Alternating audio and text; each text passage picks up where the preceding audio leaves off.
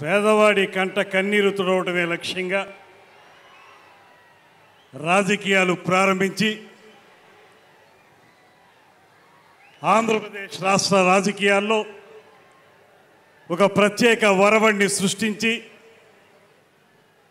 రాజకీయాలనేవి నాయకుల అధికారం కోసం కాదు, సామాన్య ప్రజానీకాన్ని అందలం మీద కూర్చోపెట్టాలనేటువంటి ఆలోచనకి స్ఫూర్తినిచ్చి రమారమి 11 సంవత్సరాల పాటు అవిశ్రాంతంగా రాజకీయ పోరాటం చేసి ఈ రాష్ట్రంలో ఒక కూటమి ప్రభుత్వం ఏర్పడడానికి, కూటమికి రూపకల్పన జరగడానికి కీలకమైన వ్యక్తిగా కేవలం యావత్ ఆంధ్రదేశంలో మాత్రమే కాదు, ప్రపంచ రాజకీయ చరిత్రలోనే తనకంటూ ఒక ప్రత్యేకమైనటువంటి ముద్ర ఏర్పరచుకున్నటువంటి పెద్దలు, మనందరి నాయకులు, జనసేన పార్టీ అధ్యక్షులు, ఇవాళ ఈ రాష్ట్ర ఉప ముఖ్యమంత్రి, రాజకీయాలకి కొత్త నిర్వచనం చెప్పినటువంటి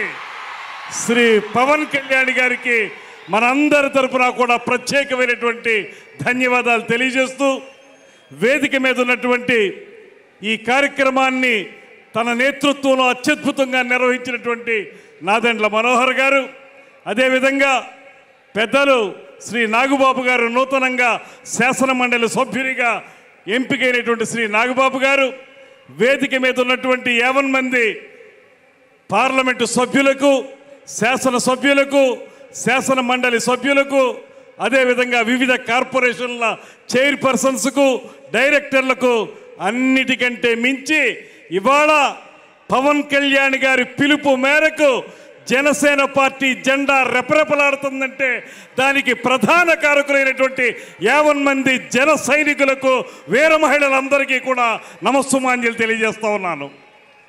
Rome was not built in a day. ఒక మహానగరం ఎప్పుడూ కూడా రాత్రికి రాత్రే నిర్మించబడదు. ఖచ్చితంగా దాన్ని నిర్మించడానికి ఎంతో సమయస్ఫూర్తి ఉండాలి, అంకిత భావం ఉండాలి, పూర్తి స్థాయిలో సమయోచిత నిర్ణయాలు ఉండాలి. ఇవాళ నేను గమనించినటువంటి, నేను పరిశీలించినటువంటి పవన్ కళ్యాణ్ గారిలో తొలి నుంచి ఉన్నటువంటి ఆలోచనలు, అంకిత భావం, ఎలాంటి పరిస్థితుల్లో కూడా ఎత్తిన జెండాని కిందకి దించకూడదనేటువంటి నిఖార్సైనటువంటి రాజకీయ వాదం, సమయోచిత నిర్ణయాలు, దానికి మించి అలుపెరిగిన పోరాటాలు, ఇవే శ్రీ పవన్ కళ్యాణ్ గారిని రాష్ట్ర స్థాయిలో మాత్రమే కాకుండా జాతీయ స్థాయిలోనే ఒక అద్భుతమైనటువంటి నాయకునిగా నిలబెట్టినటువంటి లక్షణాలు అనేటువంటి మాటని ఈ సందర్భంగా నేను మనవి చేస్తున్నాను. 11 సంవత్సరాల పాటు నిర్విరామంగా సాగినటువంటి ఆయన ప్రయాణం ఏనాడు కూడా వెన్ను చూపనటువంటి వైనం.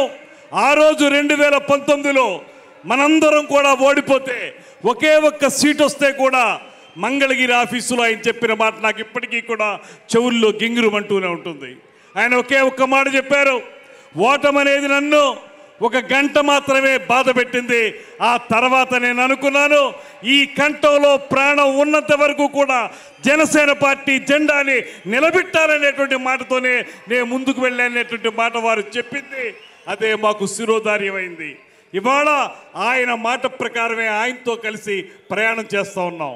ఇవాళ ఒక శాసనసభ్యుడిగా, ఈ రాష్ట్ర మంత్రిగా, అత్యంత కీలకమైనటువంటి శాఖలకి మంత్రిగా మీ ముందు నేను నిలబడగలిగానంటే దానికి కేవలం శ్రీ పవన్ కళ్యాణ్ గారు చూపించినటువంటి వాత్సల్యమే కారణం అనేటువంటి మాటని మీ అందరికీ స్పష్టంగా తెలియజేస్తా ఉన్నా. ఇవాళ అధికారంలోకి వచ్చిన తర్వాత మీ అందరికీ తెలియంది కాదు, అధికారంలోకి వచ్చిన తర్వాత విర్రవీగే ప్రభుత్వాన్ని మనం చూసాం. నోటికొచ్చినట్టు మాట్లాడేటువంటి దుర్మార్గుల్ని చూసాం. బూతులు తప్ప మరొకటి తెలియనటువంటి నాయకుల్ని చూసాం. ఇవాళ పవన్ కళ్యాణ్ గారిని చూడండి. ఆ రోజు ప్రతిపక్షంలో ఉన్నప్పుడు కూడా ఎప్పుడూ కూడా ఆయన మాట మేరలేదు. ఒకే ఒక్క మాట ఆయనకి చెప్పారు, రేపు అధికారం వచ్చిన తర్వాత మీ పరిస్థితి అవుతుందో గమనించుకోండి అనేటువంటి మాట మాత్రమే ఆయన చెప్పారు. ఇవాళ అధికారంలోకి వచ్చిన తర్వాత మీరు చూస్తూ ఉన్నారు, కీలకమైన శాఖలు పంచాయతీరాజ్ శాఖ కానీ, అటవీ శాఖ కానీ, నీటిపారుదలకు సంబంధించినటువంటి జల్ జీవన్ మిషన్ కానీ, ఇటువంటి అంశాలు ఉన్నటువంటి మంత్రిత్వ శాఖలో నిరంతరం కూడా వాటిని ఏ రకంగా ప్రజలకి చేరువుగా తీసుకురావాలి, ఏ రకంగా వాటి ద్వారా పేద ప్రజల కంట కన్నీరు తుడవాలనేటువంటి తపనతోటి నిరంతరం ఆలోచించేటువంటి వ్యక్తి శ్రీ పవన్ కళ్యాణ్ గారు. అందుకే వాళ్ళు ఎన్ని మోగినా కుక్కలు అరుస్తాయి, అరిచిన కుక్కల్ని మనం ఏం పట్టించుకోక్కర్లేదనేటువంటి మాటతోటి ఇవాళ ఆయన చేస్తున్నటువంటి కార్యక్రమాలు నేను ఒక్కటే మనవి చేస్తున్నాను. ఇంకా విర్రవీగుతున్నటువంటి వైసీపీ నాయకులకి ఒకే ఒక్క మాట చెబుతున్నాను, మీరు కార్పొరేటర్కి ఎక్కువ, ఎమ్మెల్యేకి తక్కువ అన్నారు.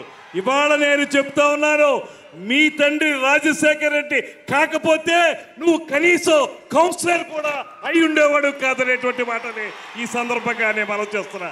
ఆయనకున్నది ఏనాడు కూడా తన వెనకున్నటువంటి వ్యక్తుల గురించి ఆయన ఏనాడు రాజకీయాల్లో ముందుకు వెళ్ళలేదు.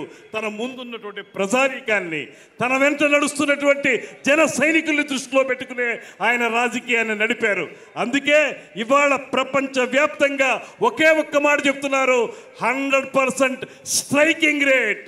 నిలబెట్టిన 21 సీట్లు 21 సీట్లు నెగ్గటం, నిలబెట్టిన 2 ఎంపీ సీట్లు 2 నెగ్గడం అంటే రాష్ట్ర రాజకీయాల్లో కాదు, జాతీయ రాజకీయాల్లో కాదు, ప్రపంచ రాజకీయ చరిత్రలోనే ఈ రకమైన రికార్డు మరే పార్టీకి, మరే రాజకీయ విధానానికి లేదనేటువంటి మాటని ఇవాళ ముక్త కంఠంతో అందరూ చెప్తా ఉన్నారు.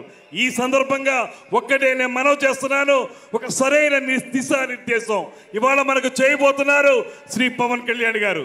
మన ముఖ్యమంత్రి గారు చెప్పినటువంటి బాట ఏదైతే ఉందో మనకు చూపిస్తున్నటువంటి ఇద్దరు కూడా, ఒక పక్కన గ్రేట్ విజనరీ ఆఫ్ ఇండియాగా పేరు పొందినటువంటి చంద్రబాబు నాయుడు గారు, మరో పక్కన పేద ప్రజల కోసమే రాజకీయ పార్టీ నడుపుతున్నటువంటి శ్రీ పవన్ కళ్యాణ్ గారు. వీరిద్దరి పైన ప్రపంచంలోనే ఉక్కు మనిషిగా పేరు పొందినటువంటి నరేంద్ర మోడీ గారు, ఈ ముగ్గురు కలిసి ఈ కూటమి ప్రభుత్వం ఈ రాష్ట్రాన్ని సువర్ణాధ్యాయంగా మలచడానికి సిద్ధంగా ఉందనేటువంటి మాటని మరొకసారి మనవి చేసుకుంటూ, వారిచ్చే దిశానిర్దేశంతో ఒక పక్కన పార్టీని బలోపేతం చేసుకోవటం, మరో పక్కన ప్రభుత్వాన్ని మంచి ప్రభుత్వంగా ముందుకు తీసుకెళ్ళడానికి నిరంతర నిర్విరామ కృషి చేస్తామనేటువంటి ప్రతిజ్ఞని తెలియజేసుకుంటూ, మరొక్క మారు మనం ప్రజలకి పునరంకితం అవుతాం అనేటువంటి మాటని మరొక్క మారు మీ అందరికీ తెలియజేసుకుంటూ, ఈ అవకాశం ఇచ్చిన పెద్దలందరికీ కూడా నమస్సుమాంజలి తెలియజేస్తూ సెలవు తీసుకుంటున్నాను.